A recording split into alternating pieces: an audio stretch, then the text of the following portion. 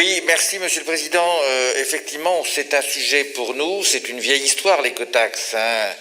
Une histoire qui concerne particulièrement la Bretagne. C'est un impôt sur le transport routier, sur la logistique.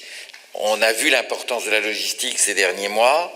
Cet impôt est très pénalisant pour les régions éloignées des centres, des grands centres, et pour les régions les plus occidentales de notre territoire, en particulier comme la Bretagne. Nous considérons que ce fut une erreur d'avoir cette idée. On avait combattu contre cela. Moi, j'avais revêtu le bonnet rouge à l'époque, et nous étions nombreux à Carhaix, à Quimper, pour lutter contre ça. Nous avions mené également un combat parlementaire avec en particulier Pierre Mignery à l'époque et votre serviteur. Ce combat avait finalement été gagné. Nous avions trouvé une ministre, Madame Royal, qui avait bien voulu prendre en compte nos préoccupations et retirer. Mais le problème, c'est que l'écotaxe revient par la bande à l'occasion du texte sur le climat, le texte Pompili, en disant de manière très hypocrite, mais on ne crée pas une écotaxe nationale, on crée une écotaxe qui sera une faculté donnée aux régions.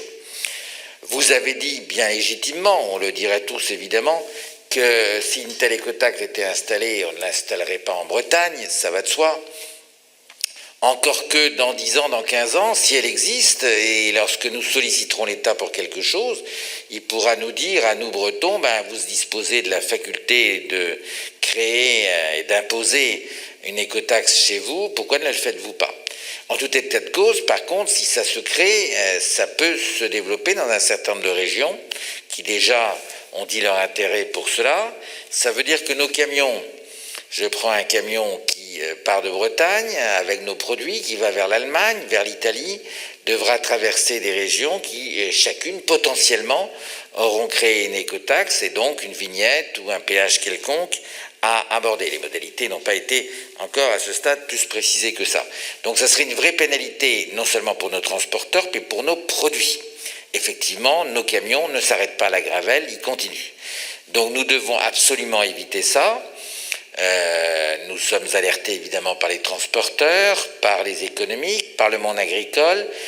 L'écotaxe, elle ne dérangera pas les banquiers et les assureurs, hein. L'écotaxe, elle dérangera tous ceux qui sont producteurs de pondéreux, les agriculteurs, les agroalimentaires, le monde de l'industrie. Donc tous ceux qui, en dernière analyse, créent de l'emploi et du vrai emploi. Donc il faut éviter cela.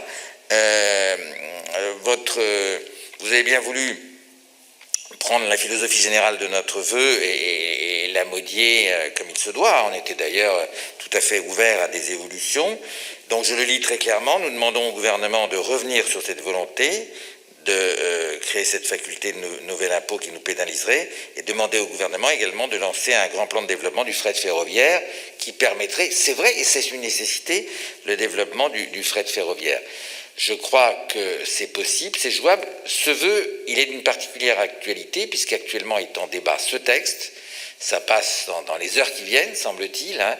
Et si on peut avoir l'unanimité, nous pèserions. La position de la Bretagne, elle est connue globalement.